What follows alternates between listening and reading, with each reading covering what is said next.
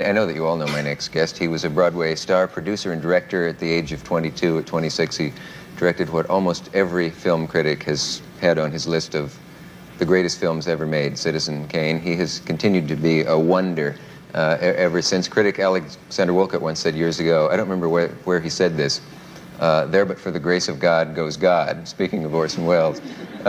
Would you please welcome a giant of the entertainment industry, Mr. Orson Welles.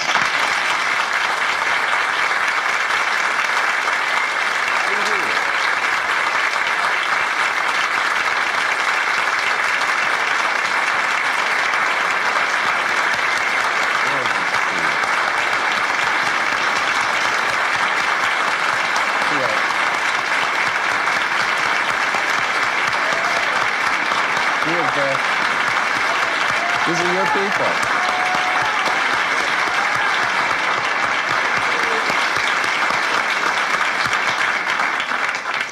We gave you the honor of no music on your entrance.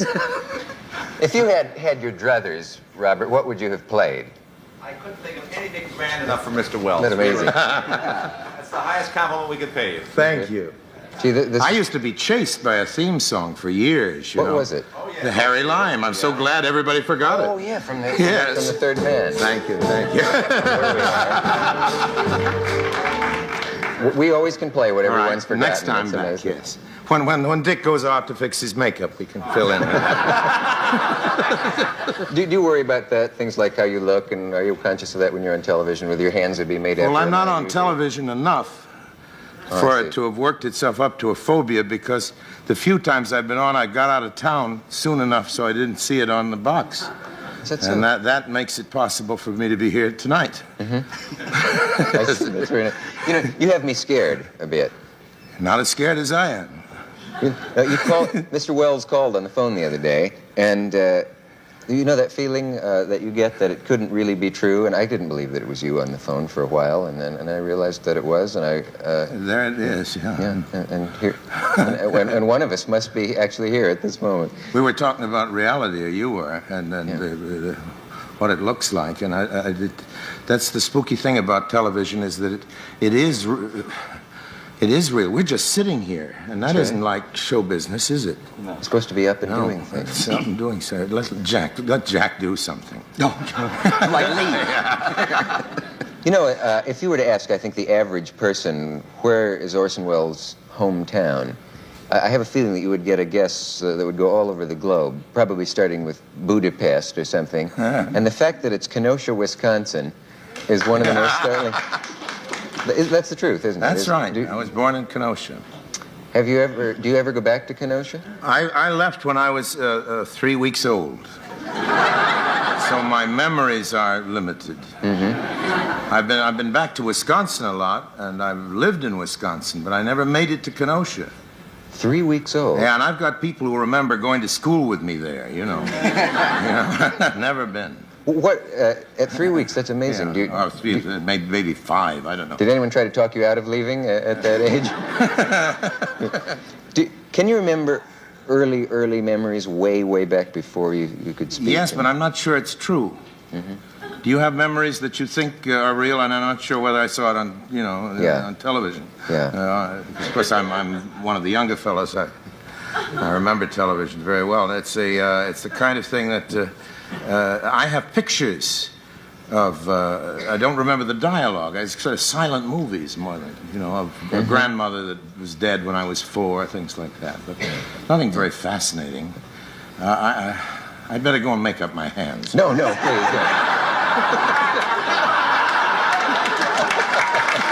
Made me feel a lot better.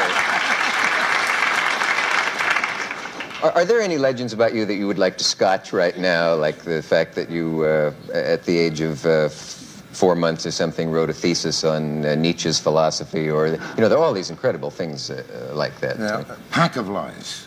Pack of Lies? Pack of Lies. No kidding. Yeah, I was a rather backward student. And I read also about you that you were supposed to go to Harvard. Mr. Lemon did go to Harvard. That's true. I had a scholarship to go to Harvard. Hollywood is what I wanted to say. What I wanted to go to was Hollywood. What I had the scholarship for was Harvard. And I did everything I could think of not to go, including show business. The only reason I'm in show business was to keep out of school. You're getting ready to go to Harvard. Yeah. Through all this, are you? And I just didn't want to go, not because I have anything against Harvard, but I never know the answers to anything, as you found out. We were talking upstairs. I would like to ask you one thing, though, that maybe a kind of question that's a little annoying, but if someone were to give you, say, $10 million tax-free now to Yes. do whatever you... I'm considering it. What would you do with it? Well, since we're on the full network, give it away. But I'll tell you afterwards, you know. I guess what I'm angling for would be, would you make a movie? Would you produce plays? I think really anybody is suddenly given an awful lot of money until it happens. You think you're going to go out in the street and hand it out to everybody. I'm sure I don't have enough class to do that. But until they show me that green stuff, the instinct would be, you know, some kind of giving it away with all the misery there is. But of course, the minute you've got it, you turn into somebody else, you know. A monster. Yeah, that's a monster. Your dad was an inventor. Yes. What did he invent? Anything we would know of? He invented a great many things, none of which worked. Some of them were very successful. He invented something called the picnic, which was a square box into which everything fitted for your outing under the trees. It included a salt cellar which collapsed. That meant there couldn't be any salt in it. You know, things like that. Yeah. And the war came along, the First World War, and every American soldier had to have it in a knapsack. So, of course, my father was fabulously rich on the picnic. This useless box of toys went over there with all our boys. And then he invented one of the early airplanes. He was an automobile manufacturer. He'd raced some of the early automobiles. And in fact, a picture I made, Ambison's, is partly based on him, not by me, but by Tarkington, who wrote the book, who was a friend of my father's. And my father was a kind of mad playboy. He was well along when I was born. He was in his late 60s when I was born, so we went back to older and happier times. And when the Wright brothers came up with this thing, he said that that was a very good idea, but there was a basic fallacy, which was having the engine in the plane. Any fool could see that the airplane should be light enough and the engine should be on the ground, you see.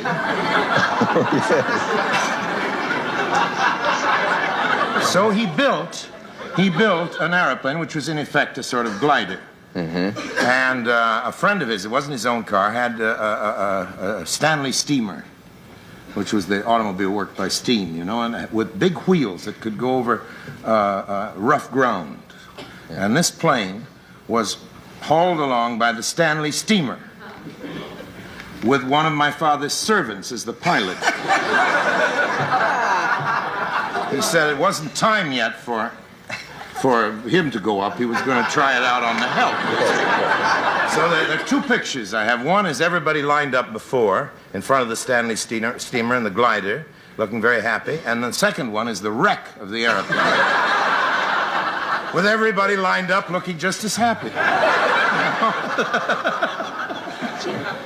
That airplane is now known as the Super Chief on the Long Island Railroad. But he liked to call himself an inventor because what he was, he came from an epoch in which you should pretend to be a great tycoon. You mustn't say you're a playboy. He was just a playboy. He inherited some money and he spent it. That was what he did. So he put down, I'm an inventor, so it would be respectable.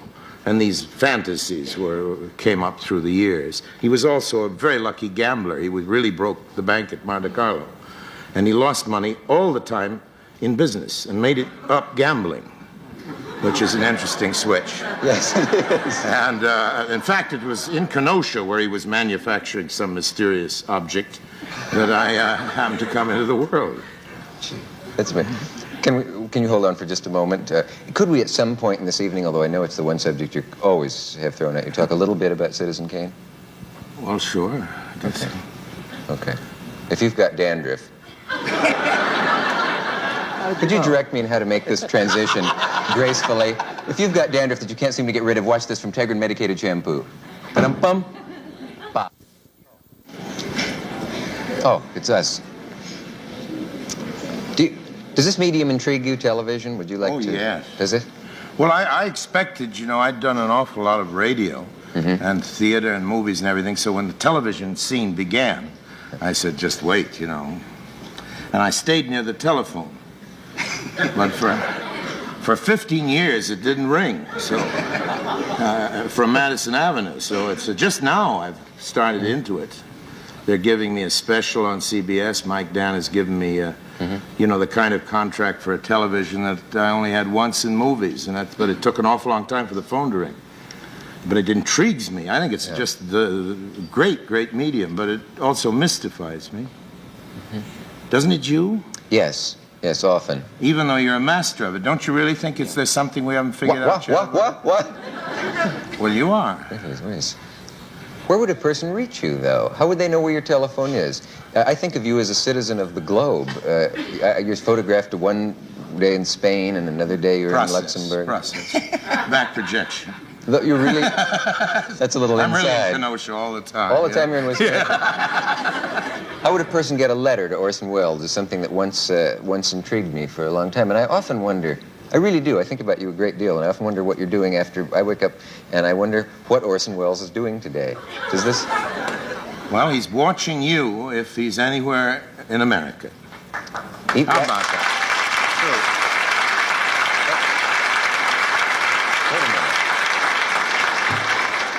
You're not very big in Budapest, Jim. But that's coming. I see. You know, a lot of, well, I guess all the young people in this country, you sometimes get the feeling, are film happy. Someone once said about this generation they would rather make film than make love. And of course you are one of their great heroes. You know, the thing is, there doesn't seem to be anybody who wants to go to movies anymore. Just make them. In the young generation, isn't that true? It is true. You know, can I interrupt for just 10 seconds? Please do. But at any rate, Orson, I assume maybe you heard this or maybe you didn't, but I know it is a fact that Catch-22 was recently sneak previewed in Boston. Yeah. And when Orson said all of the young kids really want to make films and so forth, only 50 students were told that it was Catch-22, and by the time 8 o'clock in the evening came along, there was such a mob they had to run it twice, back to back. 90% of the audience were young, bright college students. Really? That's good news. Now, when your name came on the screen, there was a standing ovation. The biggest of all, including the director and the rest of the cast and everything. But when the name Orson Welles came on from this young generation, the whole place fell apart. I don't know whether you had heard that. I didn't know that. Yeah. Isn't that wonderful news?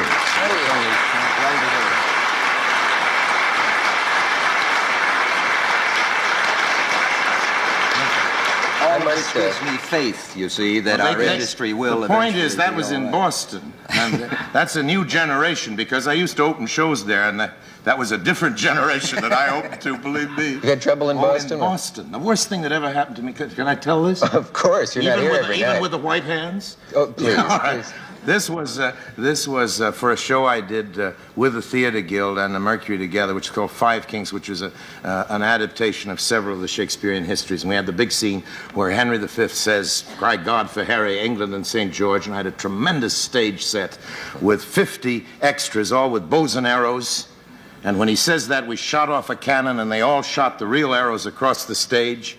And that was the end of that scene. Big effect. Opening night in Boston, we had a revolving stage, which slowly started to turn around. So that they all, now this is all Harvard boys, all your men, dressed as archers, and they're all facing front. I wasn't in the scene. I was standing in the wings, and I thought to myself, they're Harvard men. They know better than to shoot into the audience. They're not going to do that, you know. And he says, "Cry God for Harry, England, and St. George," and all 50 of them, right out into the audience. We didn't miss a critic.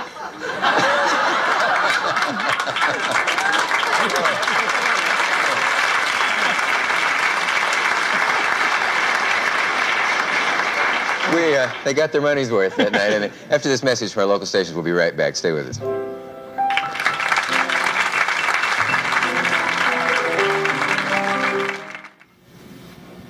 If you just joined us, I'm talking with Orson Welles and Jack Lemmon, should none of us be familiar to you. Can you talk to this generation? Can you communicate with your daughter? Do you feel cut off from the young generation?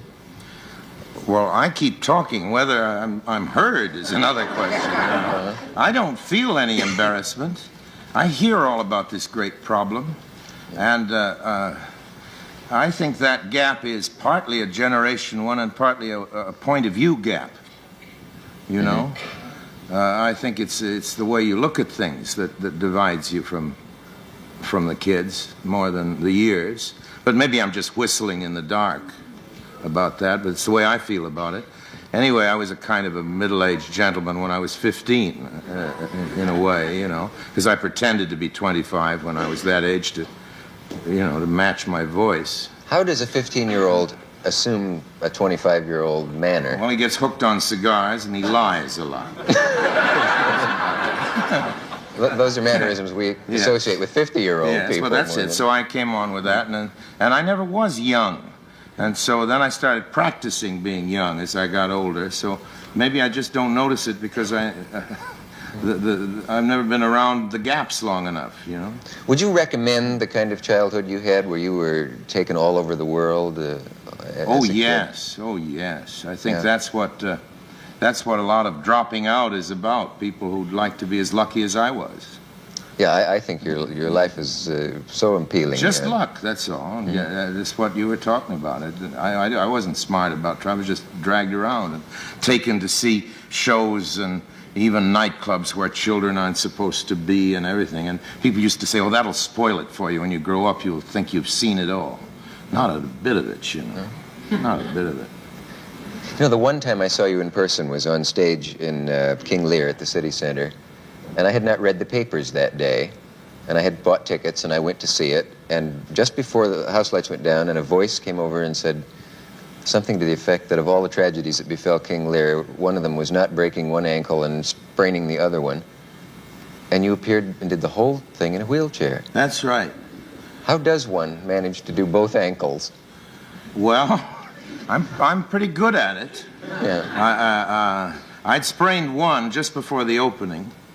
And halfway through the opening, I broke the other. You know, they always say break a leg, you know, that's meaning good luck. And I had it. Somebody said... But it's all right, the King Lear in a wheelchair. It sort of adds to the pity of it all, I guess. It's comfortable. You get to sit down, you know. In Shakespeare, you never get to sit down, normally. If you analyze it, go and see Shakespearean plays, nobody ever gets to sit down. So if you've got an excuse, like a broken leg, you're you've got the best part, because that wheelchair is marvelous. It's a long, long play, and I have flat feet. How do you feel about psychoanalysis? Oh, I'm against it. Are you? Yeah. I would be interested in, if you would ever go into it, I would love to have a transcript of what is said, because it seems to me that your life is so fascinating, what's seen, that what is unseen must be just fantastic. But I don't think that you get to the unseen with analysis. I think analysis is just another form of talk show. You know.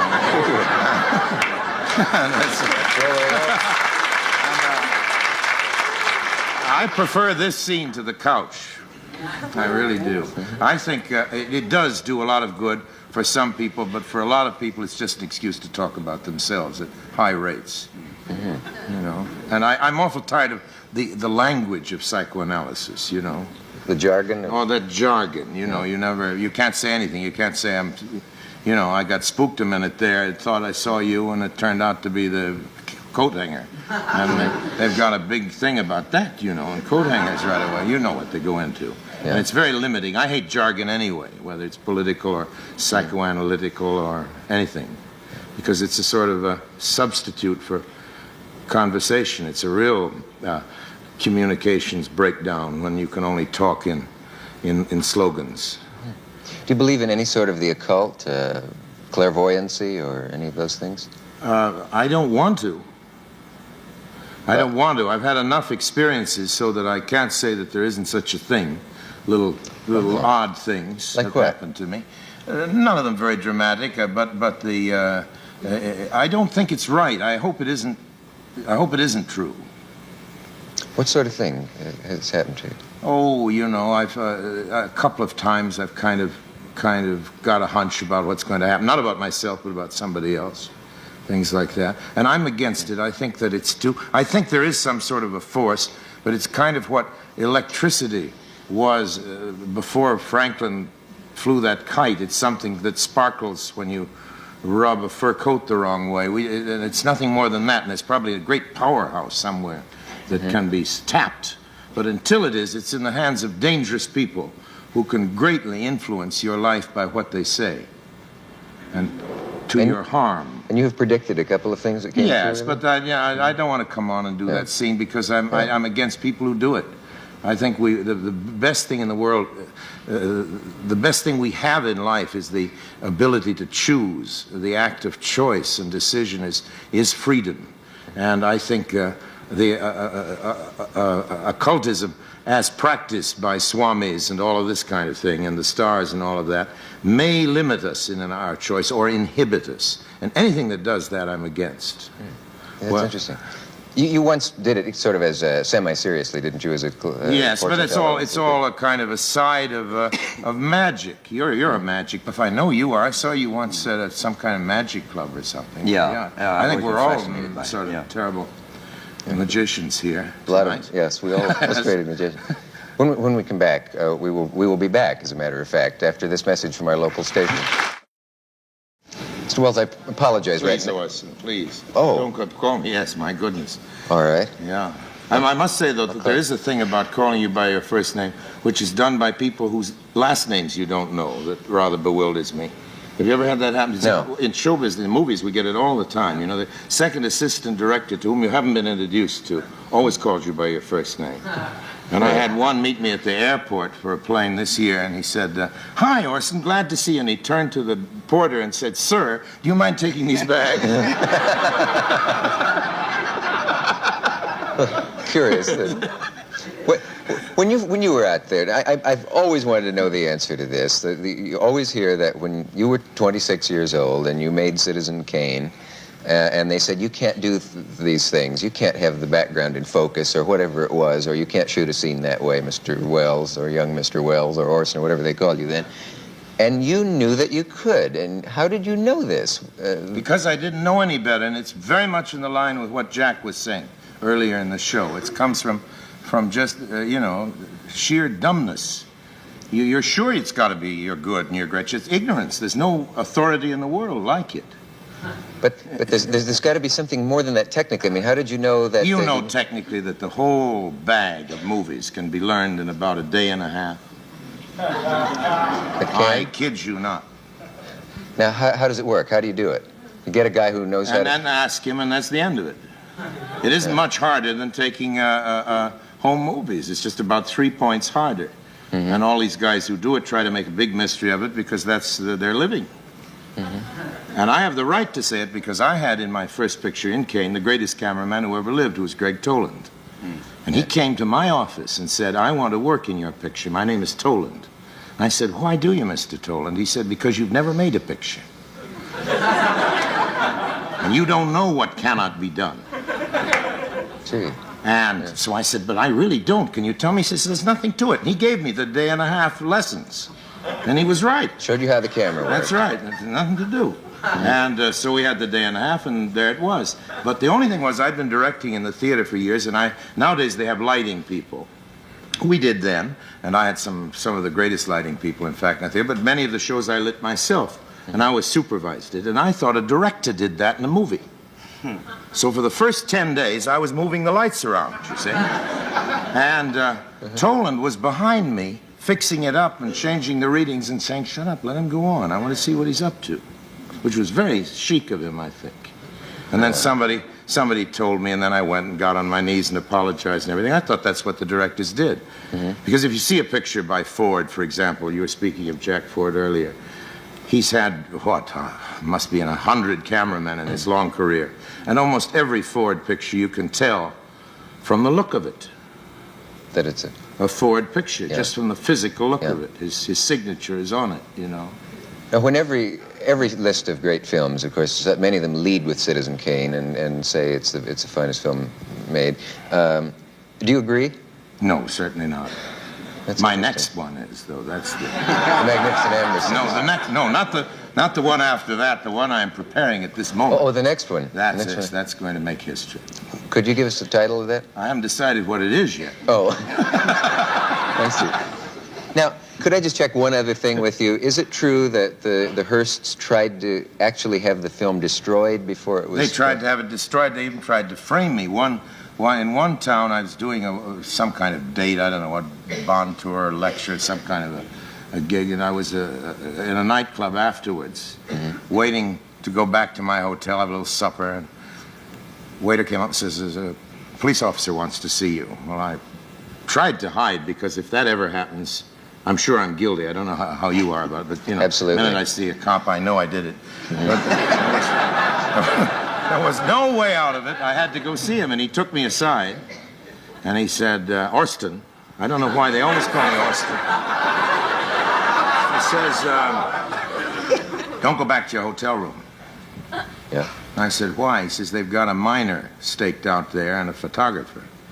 A lady? Luckily, a lady, I think. I prefer to tell it that way. Oh, no, I meant ER as opposed to OR. I'm sorry. Sorry. And they were going to frame me. I would have been in jail if were the cops waiting to jump in and arrest me. That was not Mr. Hearst itself. It was somebody in that town who thought he'd get in good with the boss by doing a favor. Doing a favor. Yeah. I don't think Hearst would have stooped to that. Would you change? Although I did have a conversation with him about the picture. Yeah. Which was in an elevator in San Francisco the night it opened. We found ourselves going up together. And he'd known my father. I'd never met him, you know. And I introduced myself. Things you'll do when you're young, you know. And I said, would you like to come to the opening tonight? And he didn't answer. And I said, well, Mr. Kane would have come. And that's the difference between the two people, because the character of Charles Foster Kane had enough class to have gone to the opening. But he just, he was very uptight, that was the end of that.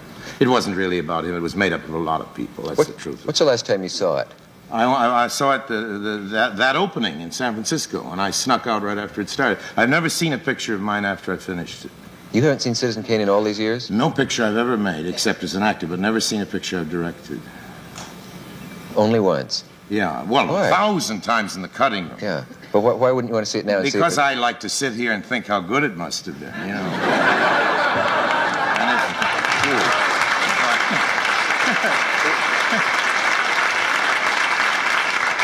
Is there any chance that you would change any of it or do any of it again? Of course, everything. You'd want to change everything, I think. You know, Gosh.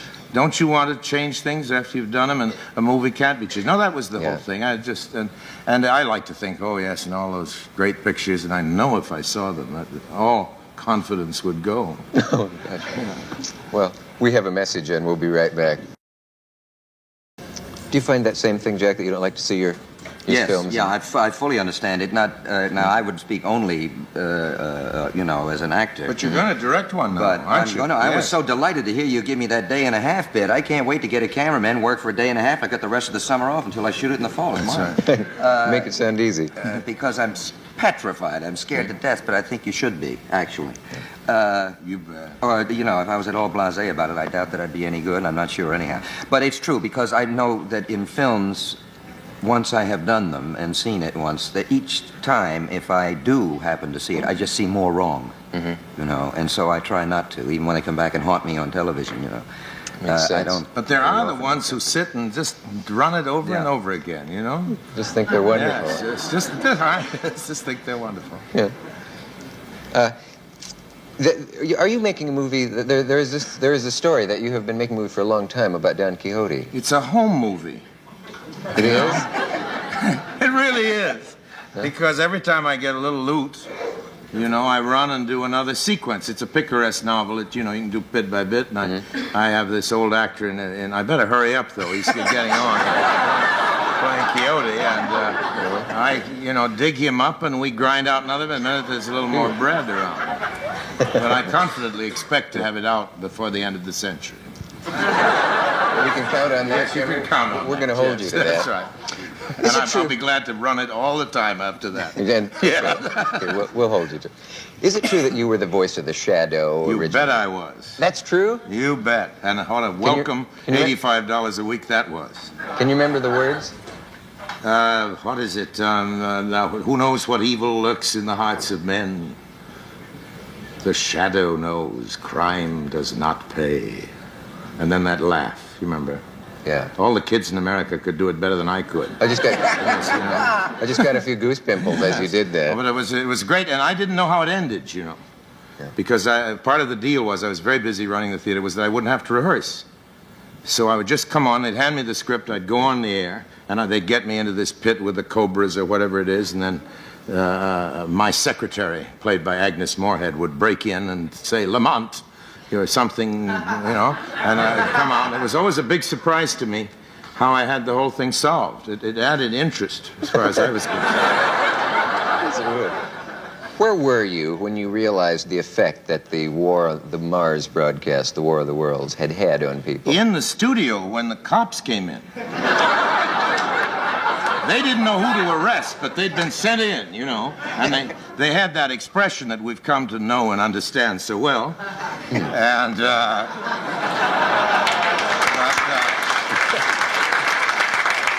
they weren't as well organized back then for the Martians. They've got it under control now, I think, a little better. Didn't it ever occur to anyone that intelligent beings who were intelligent enough to perfect all of the mechanisms and things to get to this planet would be very unlikely to land in New Jersey? I would have thought. You know what? Wolcott sent me a wire, Alex Wolcott. There was a, I was against Bergen. You were opposite him? I was opposite Bergen. He was on the other network. Yeah. And Wolcott sent me a wire that said, this only goes to prove, my Beamish boy, that all intelligent people are listening to Bergen. And that man was a friend of yours. Yes. Yeah. Gee, I don't know how much time I have left, and there's so many things I would love to talk to you about. Are you still a bullfight fan? Yes, I'm still not as keen, but it's a big thing to get into. You know, you always have to explain it and everything. Yeah. And I don't have the pigtail on. You know, I'm not ready for it. Let me ask you, I must ask you, what film directors do you admire? Well, I think the one we mentioned is as good a fellow to start off with as there is, Jack Ford. Uh-huh. In America, and I would say the greatest maybe of all time is Renoir. Renoir. You know, when they talk about greatest pictures of all time, he made 5 of them. Mm-hmm. Minimum. Is there anyone you'd like to meet that you haven't? People would love to meet you. Yeah, I would. There's so many is there people anyone you I'd want like to to meet? meet. So many people I'd like to meet. Some of them aren't very popular. You know, like I'd like to meet Mao. Not because I'm a fan, but, you know, what's he like? And I don't know, almost everybody I don't know I'd like to meet. I wish I had a good answer for that. Jack, who would you like to meet? I don't know. I was fascinated by your answer because it's such an intelligent one, and it also means that you have such an interest and a capacity for everything in life, which is part of your genius, I think. And I can fully understand what you mean. I think that you would like to spend 100 years meeting people because people fascinate you. And those way out people too, you know, and great leaders, you know. Some of them frauds and some of them not, that you don't get to meet except in some silly capacity. And then all these great people that never get to be anything, because as Jack was saying earlier in the show, and how I agree with him, that if you have talent, it will out. That isn't true at all. You can have all the talent in the world and never get anywhere. And I like to meet those people who didn't get anywhere. I know quite a lot of them. And they're fascinating too. Can you enjoy a movie when you go to it? Can you sit and be carried away by it? Not as much as I would like to be, because before I made movies, I liked them more. Now I have a little thing where I see a ghost of that slate in front of a scene a little bit. I don't believe it as much as I did before. I enjoy them, but I don't have that perfect suspension of belief that I had as an innocent movie fan. And now I'm saying, you know, there's Jack, and I like him better in this one and all that. It's very hard for me not to completely take away my friends who were in it and how they did that. And it's very hard for me to turn all those things off and enjoy it as you ought to. Yeah, I would think that making movies would kind of spoil them for you in a sense. To some extent, don't you think? Yes, yeah. You become more and more aware of the technique that the director is using. And and people you're you know and all that, there they are, you know. It's hard not to put those things into it. But I'm a pretty good movie fan. Still go. Oh, yes, and love them still. When they're great. We have a message. That's one of the problems you don't have in movies. After this brief message, we will return to message.